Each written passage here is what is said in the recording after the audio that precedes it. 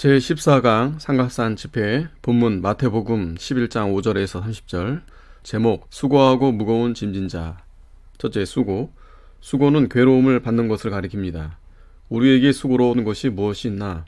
그 사방으로 불 붙듯 하나 깨닫지 못하며 몸이 타나 마음에 두지 않는다. 몸이 타면 죽는 것이 아닌가? 하나님의 진노가 임할 때 혀가 깔깔하고 밥맛이 없고 입술이 터져서 괴로움이 심합니다. 이 수고는 언제부터 생겨났는가? 첫째, 근심 걱정은 말씀을 떠나는 거로 생깁니다. 이 수고는 에덴 동산에서 선악과 먹은 다음부터 생겼습니다. 먹을 때에는 좋아서 기뻐하며 먹었으나 먹은 후에는 하나님을 어떻게 만날까 하고 근심 걱정이 생기기 시작하여 고난이 시작된 것입니다. 둘째, 말씀을 순종하면 근심 걱정이 없어집니다. 말씀을 떠나버렸으므로 근심 걱정이 생겼습니다. 어떻게 하면 말씀을 가질까 기도하는 자리에 들어가야 합니다. 근심 걱정이 들어오면 믿지 않는 증거입니다. 그때 주님 앞에 나가서 주여 내가 믿음이 없으니 믿음을 주옵소서 하며 믿음을 회복하면 되는 것입니다. 2. 무거운 짐. 처자 사랑하는 것이 죄는 아니지만 무거운 짐입니다. 신자는 천당 가는 자입니다. 천성을 향하여 다름박질하는 자입니다. 가는 방법은 하나님 말씀을 따라 행하는 것이 곧 가는 걸음입니다. 처자 사랑, 친척 사랑은 천당 길을 잘 가지 못하게 매달리는 것입니다. 하나님 사랑하는 것을 처자 사랑에 빼앗기고 주께 대한 사랑을 자녀에게 빼앗겨 버리니 가는 길을 잘 못 가게 하는 것입니다. 수고하는 것이나 무거운 짐이 싫으면 곧 내게로 나오라고 하십니다. 3. 어떻게 해야 예수님께로 가겠는가? 믿는 일을 하라는 말입니다. 이는 예수님을 생각하여 내 마음이 예수께로 가고 예수께서 내 마음에 오시도록 할 것입니다. 아, 나의 사랑하는 예수님 어디 계십니까? 나를 붙들어 주시고 인도하여 주옵소서 할 것입니다. 4. 쉬게 할 것이다. 예수를 믿으나 근심 걱정에 빠져 있고 부인에 대한 사랑에 젖어 있고 마음이 자녀에게 있으니 대개가 여기에 젖어 있습니다. 그러므로 처자나 자녀가 없는 자는 참으로 복을 받은 자입니다. 부딪히는 것이 없어 마음껏 예수님을 사랑할 수 있으니 얼마나 복된 것입니까? 어떤 자는 마음이 이리 삐뚤 저리 삐뚤하며 매달리는 것을 만들겠다고 생각합니다. 이는 깨닫지 못한 자입니다. 아직도 예수님을 깨닫지 못한 자는 복된 자리를 깨닫지 못한 자입니다. 5. 나는 마음이 온유하고 겸손하니. 1. 온유는 따뜻하고 보들보들한 것입니다. 추울 때는 따뜻한 것과 의복이 부드러운 것이 좋습니다. 마음이 부드러우니 무엇이든지 착착 와서 붙습니다. 뻣뻣한 마음을 가지고 예수님께 와서 쉬겠다고 하니 불가합니다. 예수님은 온유하신 곳에 쉬십니다. 2. 겸손은 아무것도 없는 백지장입니다. 하나님 앞에서 아무것도 내놓거나 주정할 것이 없다는 말입니다.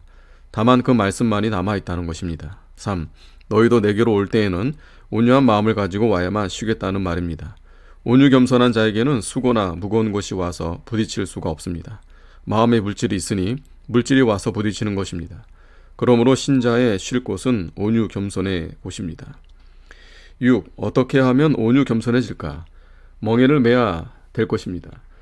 멍에는 무엇인가? 주님이 매신 멍에입니다. 소가 멍에를 매면 자유대로 못하고 주인이 하라는 대로 합니다. 이랴 하면 가고 와 하면 서고 도치 하면 돌아갑니다. 그러므로 멍에는 순종하는 것입니다. 예수님의 멍에는 말씀을 지키는 것입니다. 예수님은 하나님의 말씀대로 절대 복종하였습니다. 우리도 온유 겸손한 마음을 가져야만 하나님의 말씀을 절대 복종하게 되는 것입니다. 이렇게 멍에를 메고 가면 아무 근심 걱정이 없습니다. 멍에 메고 가는 소가 먹을 것 걱정이나 곡식이 나고 잘 되는 걱정을 할 필요가 없는 것입니다. 신자가 자기의 멍에를 메고 가니 갈수록 태산이요 건널수록 내로옵니다. 조약돌을 피하니 수많은 조약돌이 생기는 것입니다. 예, 멍에 맨 소는 아무 걱정 없고 주인이 걱정합니다. 소가 약하면 주인이 걱정이고 소가 죽게 되면 주인이 야단입니다. 소가 걱정한데도 쓸데없고 별 도리가 없습니다. 거저 순종하면 복을 받는 것입니다. 7. 내게 배우라. 일심정력을 들여 하나님 말씀만 순종하기를 배우라는 말씀입니다. 하나님의 말씀대로만 순종할 정신을 배우라는 말씀입니다. 8. 쉬게 되리라. 수고와 무거운 짐을 벗고 쉬면 처자를 사랑하지 말고 다 내어 버리라는 말인가? 온유 겸손으로 멍에를 메었으니 그 마음은 하나님의 말씀을 어떻게 하면 순종할까 하는 데만 가 있는 것입니다. 마음이 거기에 가 있으니 예수님 말씀만 순종해 나아가게 될 것입니다. 예수님만 사랑하는데 처자의 무거운 짐을 어떻게 풀려 나갈 것인가?